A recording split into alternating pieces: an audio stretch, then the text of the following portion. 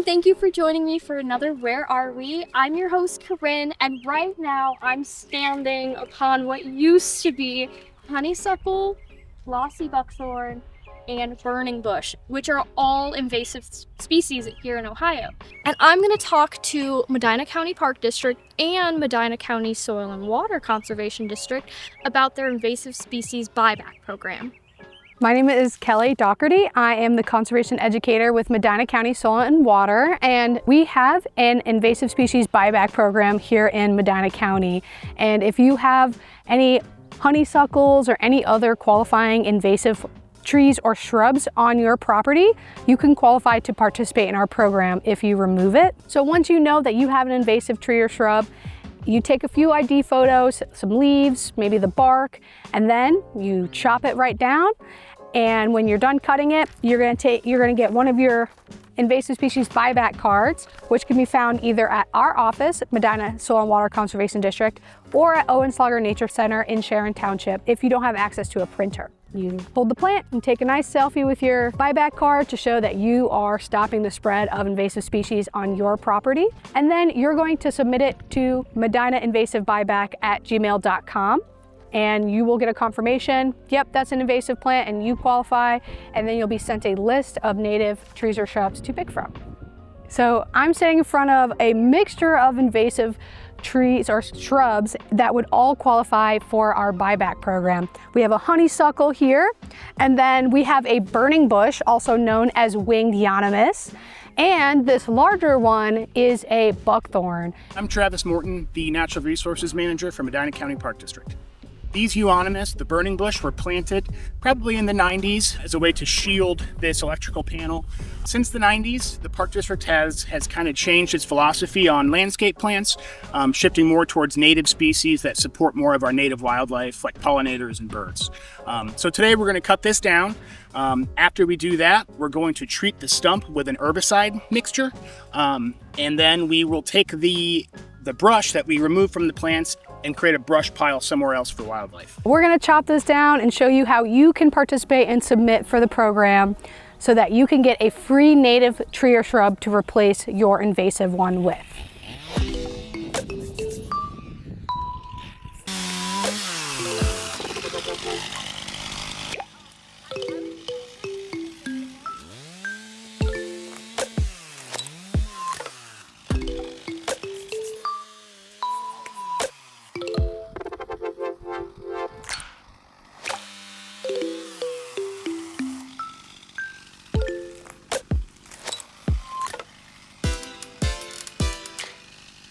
If you don't have a chainsaw or know someone who can chainsaw your trees or shrubs for you, loppers and hand saws are also great tools for removing invasive trees and shrubs.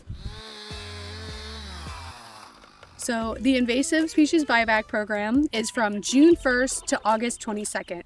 The reason why we cut the plants down in that window is because the plants are done flowering and they're not quite putting in any berries or any other types of fruit yet, so that it's not spreading around. And the summertime is also a great time to remove our invasive plants because you're able to apply chemical herbicide to the stump if that's the method you want to go with. In the spring, that method is not as effective for the killing the shrubs or the trees so that they don't come back. So we like to do it during the summertime. So now he is applying a herbicide treatment to the stumps. What this does is the invasive shrub will then take down that chemical and kill the root system so that it doesn't come back.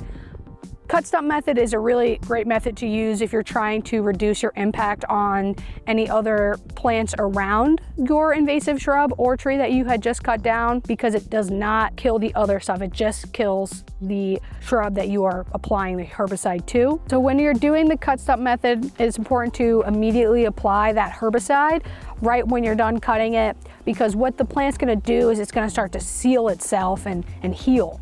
So when you immediately apply that herbicide mixture right after cutting on the fresh wound, it is going to be more effective than if you were to come back the next day, because you'd have to make a fresh new cut. This specific mixture is a glyphosate mixture, which does not have a long soil life, so it won't persist in the soil and prevent anything else from growing.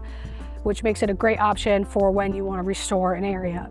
The blue dye is so that you can see where you've already applied the chemical and you know not to disturb it, touch it or anything like that, or apply too much where you already have. So the dauber does make it a lot easier. You could use a spray bottle as well to apply to the stump. Daubers can be found on some online outlets. It can be a little harder to get a hold of. If you're crafty, you can even use an old bingo dauber and get the cap off and refill it. I would say for someone who has 1 or 2 invasives in their yard, a squirt bottle is not a bad option because you probably have one laying around. But if you've got a couple acres of land and you've got a lot of invasives, investing in something like a buckthorn blaster, this is called a magic weed wand, helps you use less herbicide on the landscape, and also there's no overspray. So with a squirt bottle, you might cover some of the ground that's not the shrub, whereas this you're very surgical and able to only apply to the stumps. And it's important to get every little stump that you had cut, including the little tiny ones, because any of those can resprout if not appropriately applied. If you do it too early in the spring, the plant is actually sending all of its energy from its roots to its shoots. So if you apply that chemical to the stump too early, the plant will actually push the chemical out and it won't be as effective. Whereas in the summer and the fall, the plant is taking the energy from the leaves and taking it to its roots. So what we would do naturally is take that chemical down to the root system and kill the plant. So right here on this little clump of the burning bush here, you can see that the blue is dripping down the stem. So when a plant makes food for itself via photosynthesis, it takes in energy from the sun and it puts it into its roots. Well, that energy is stored for next year and it sends it up the plant to then build leaves for next year. And this plant here is actually sending some of that energy up in the form of sugars, and it's pushing our herbicide off of the stump. We're doing it at the right time of year. It should have been done doing that. For whatever reason, this guy's a little late. So there's a chance he may resprout this summer, and we'll have to plan to come back and take care of him. It's a good example of, there are general rules to these things, but every plant is different. Plants don't know the rules, so this one's decided now's the time to start putting energy up. If you have an invasive tree or shrub on your property, you can qualify. If you're wondering what that might be, you can go onto our website, which is medinaswcd.org. And we have an invasive species buyback page, and it'll give you all the instructions that you need. So anything on the ODA do not plant list is accepted. Also, invasive trees and shrubs on the Ohio Invasive Plant Council list also qualifies. If you have a question about whether or not your plant qualifies, you can email me and send me a couple pictures and I can confirm, yep, that will qualify for the program. So if you participate in our buyback program, you would pick up the native tree or shrub replacement of your choice on September 5th at the Native Plant Festival at Owenslager Nature Center.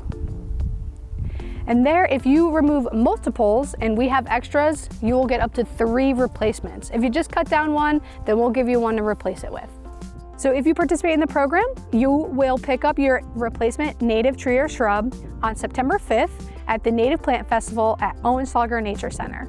The trees and shrubs are expected to be anywhere from 3 to 4 feet tall, so they're gonna look nice and healthy. They're not gonna get a little sapling to replace your removed plant with, and they're gonna look great in their new home. Stay tuned and we'll be right back for another segment.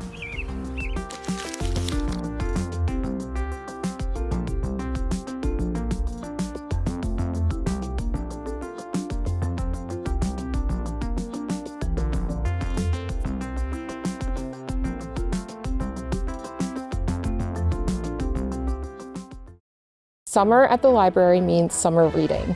The kids get a game board, not this big, but they get a game board that looks just like this, and for every day that they read, they color in an egg, and then after they read for 15 days, they get a really cute toy prize, and after 30 days, they get a book prize, a brand new book, which is obviously the most exciting thing that we could think of. And then a lot of kids will play again, so they could get up to 2 of those things, which is really exciting for us to hear that they want to continue reading over the summertime for the full 2.5, 3 months that they have.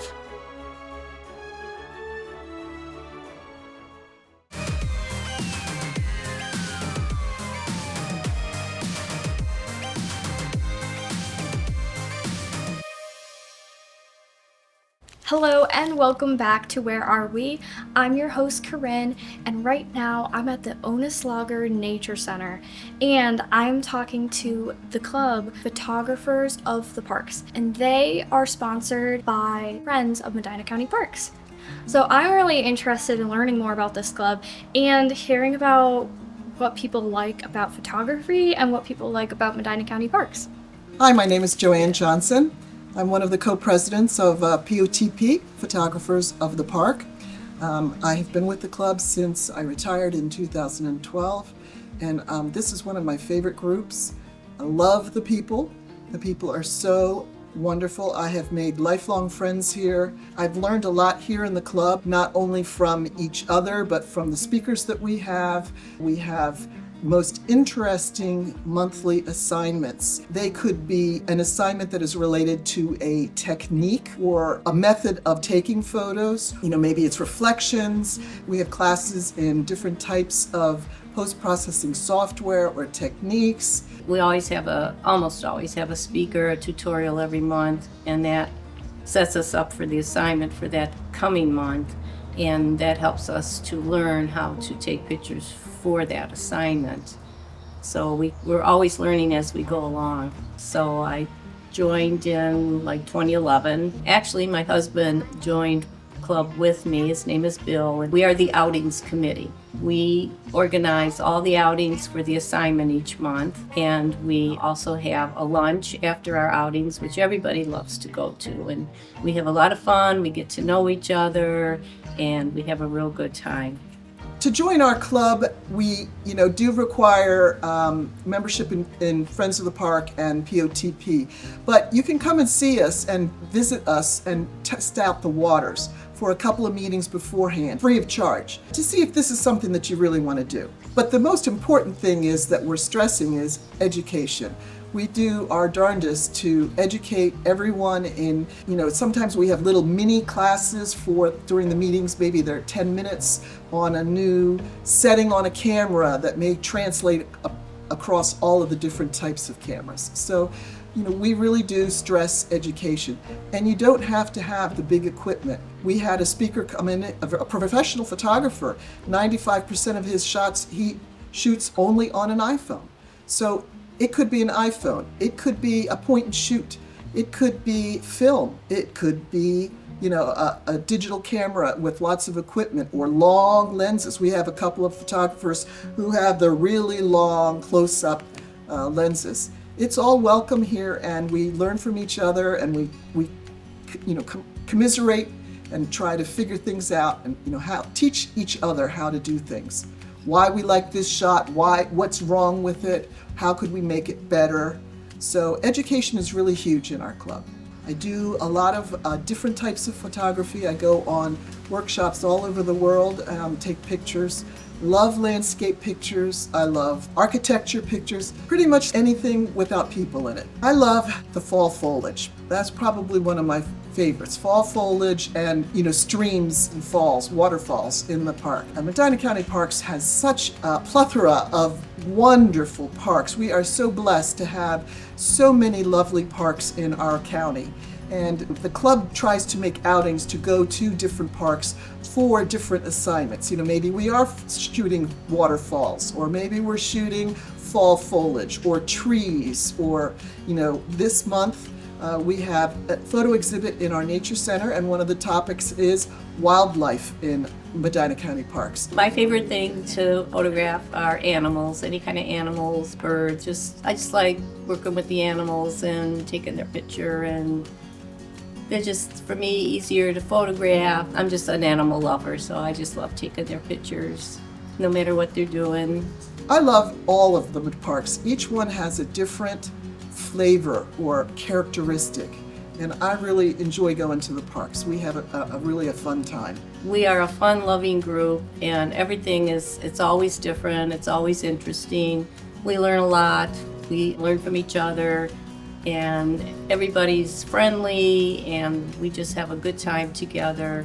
We like helping each other, we like doing things together. That, I guess, keeps me going here. I'm like a fixture. We're just really a great all-around club, and I'm really proud to be a member of the club.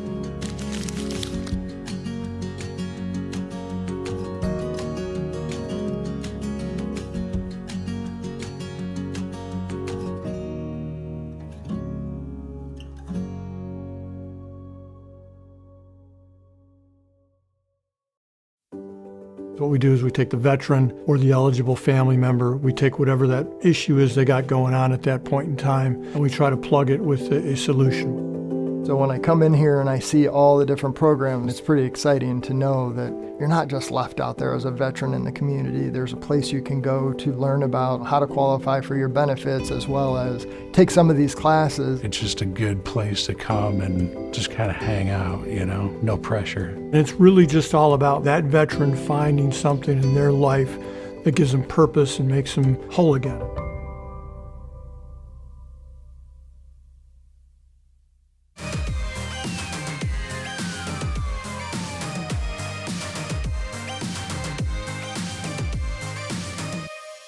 My name is Carol.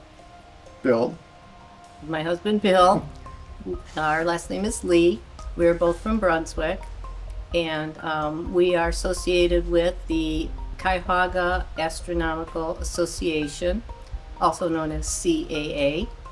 And we have star parties between the months of May and October at Letha House, which is in Medina County Park.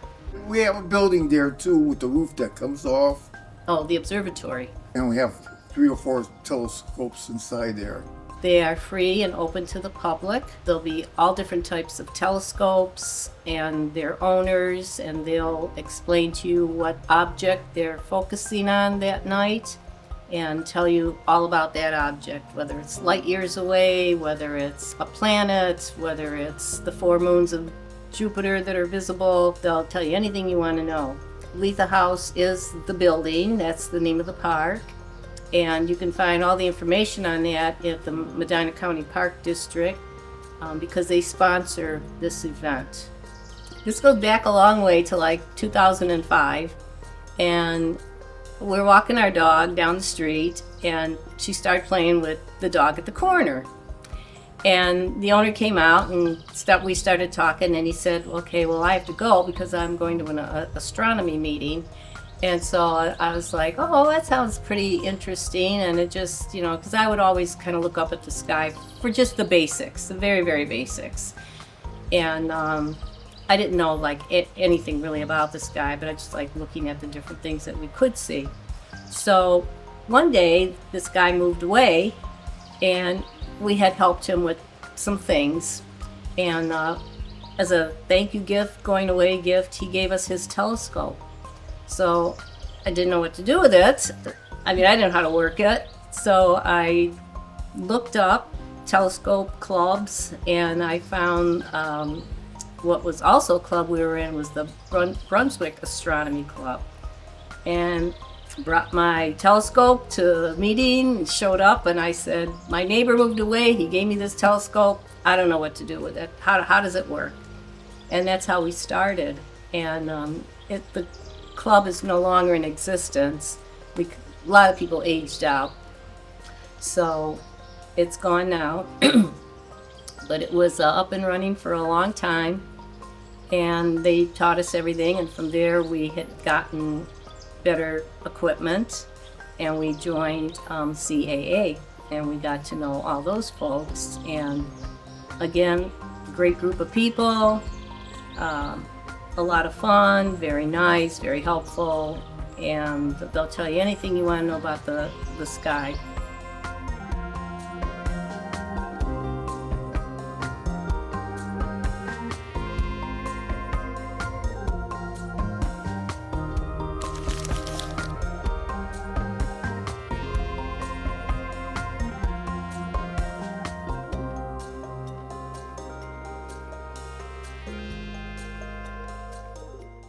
Thank you so much for watching. Maybe you'll see you around one of our parks. But if not, you'll definitely see me next month on Where Are We?